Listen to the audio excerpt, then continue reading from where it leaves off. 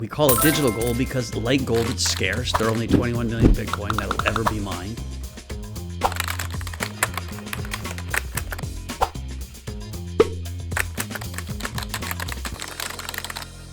I tell everybody, you just start. Get off zero.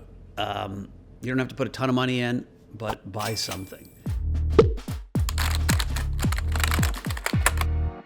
So gold came from the gods, right? It was blessed by the Aztecs, the Incas, the Egyptians, all thought it was this miracle metal, and they vested it with value. And over 3,000 years, we started to believe gold had value. It's a social construct. Bitcoin was created 13 years ago, so it's kind of a miracle that it's worth $600, $700 billion.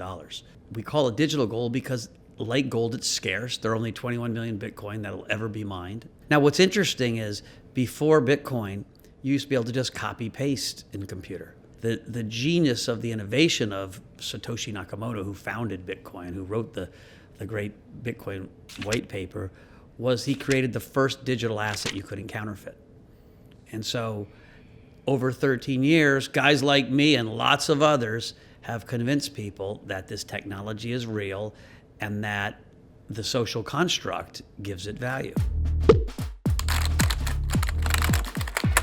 Ethereum, which was designed by a guy named Vitalik Buterin, who's a boy genius and a lovely guy, looked at Bitcoin and said, this is really cool, but I want to create a platform that I can actually build on top of. And so the Ethereum blockchain is built with the idea of smart contracts in mind. And so where Bitcoin, we can move value, Ethereum, we can move anything. And so you're, in essence, moving whole businesses that you can build in code on top of it.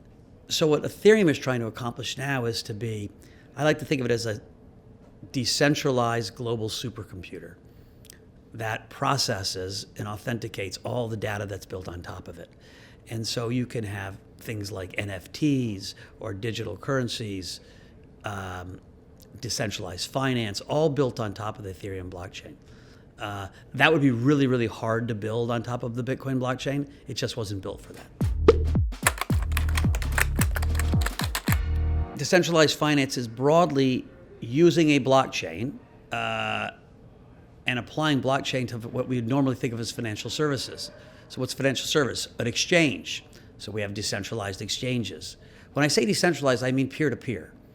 Instead of me trading with the New York Stock Exchange and meeting Eva on the New York Stock Exchange, I can trade directly with Eva or directly with you. That will be built on most likely the Ethereum blockchain, but there are other competitors. Why is that so important? Well, think of all the people that work at the New York Stock Exchange. The decentralized version of that is just computer code. It's a company with no people. And so it's more efficient.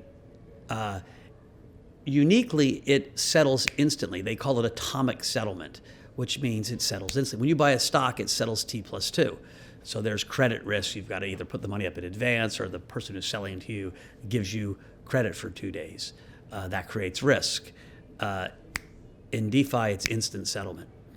What's also really fascinating about it is it's transparent. Every single transaction you get to know about. So we had a mortgage crisis in America in 2007.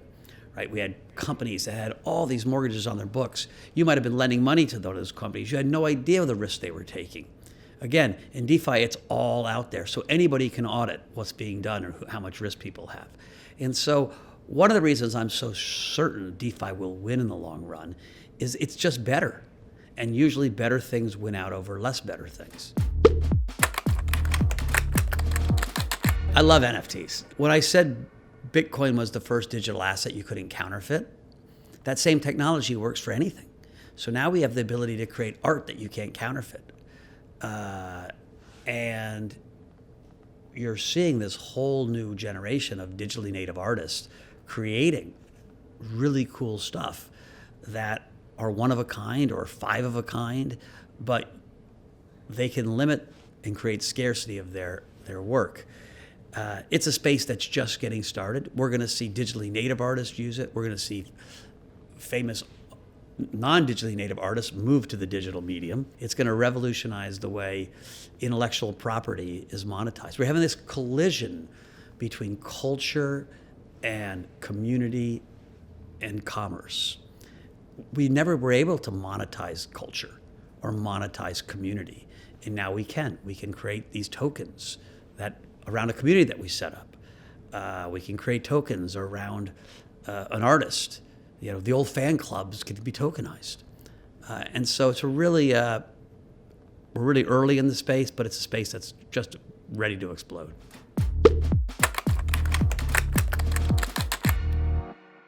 No, I don't think it's a bubble at all. I think we had a bubble in 2017 and it crashed.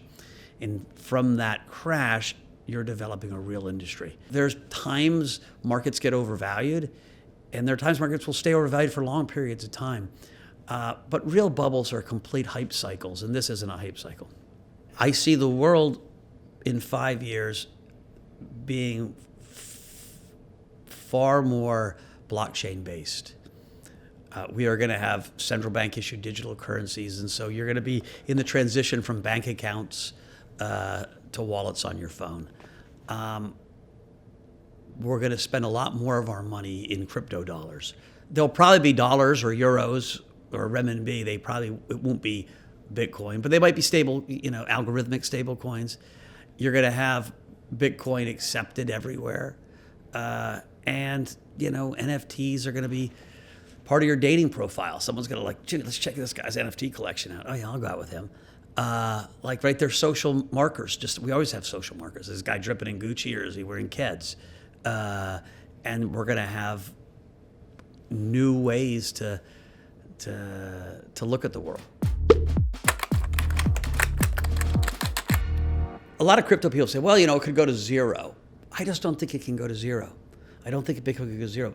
These ecosystems are like religions. And there are enough people that have put enough blood, sweat, and tears and belief system into this that they're never selling Bitcoin. Even if the government bans it, it'll go down. If the government says we're going to arrest you if you have Bitcoin, it will go down, but it's not going to zero, right? Because the whole idea of it was we don't trust the center.